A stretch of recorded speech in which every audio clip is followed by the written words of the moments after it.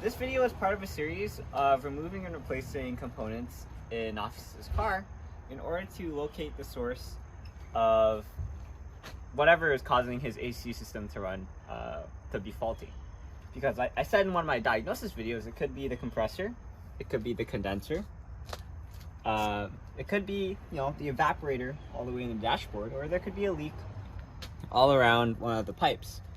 And it appears that we found the source of the leak, which is this broken, what can you call it, a tab that is used to secure the high pressure hose to the condenser. Oh, that's dripping. It goes in here and secures right there. And the reason that would be a problem is because this is high pressure gas coming in, and it's not being held in securely because of this breakage. And so we think that this could be where the leak is happening in the system. And my dad was so excited that he found the source of the leak that he wanted to take it out he wants to take the hose out from the compressor in order to show my mom. In the process of taking it out, he actually broke this bolt that is necessary to remove the compressor.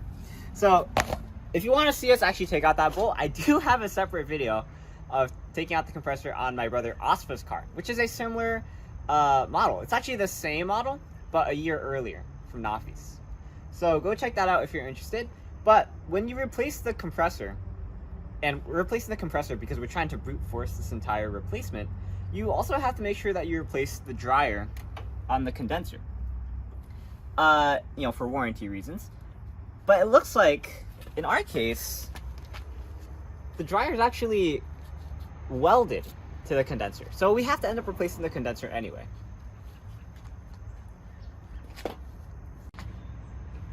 So this video is a bit different than a usual compressor replacement because you don't have to remove the radiator and condenser in order to access the compressor. The reason that we did that is because, like I said, this is part of a series of replacing components. If you want to replace this without having to take out the condenser, which is the second step, and in order to take out the condenser, you have to take out the radiator, then you can watch my other video on Osfa's car, where we take out the compressor without removing the radiator and condenser. But that being said, we're just going to get right into the replacement now that we have the radiator and condenser already off. You see, that's my mom over there. Oh, and Uncle Ann too.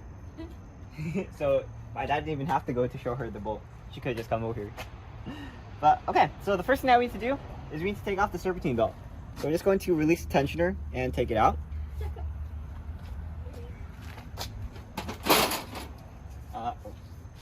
So this is a pretty standard serpentine belt removal. I think I have a video on how to remove it if you want to go check it out, but we're just going to push the tensioner.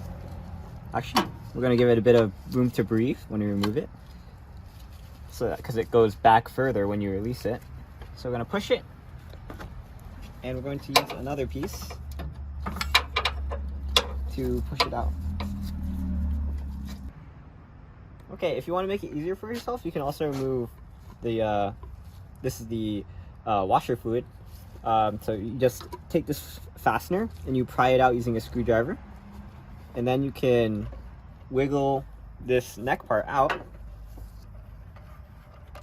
and you can set it aside just to give yourself some more room to breathe.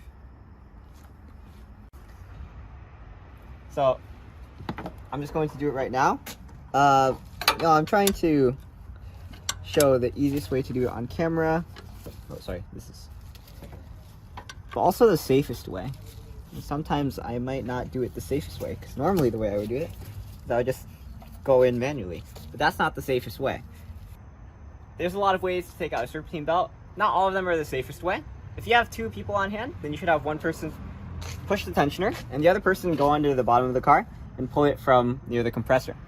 And that's what we're going to do now, so I can demonstrate what the safest thing looks like. Okay, can you see it? No, not yet. Let me guide the phone. All right.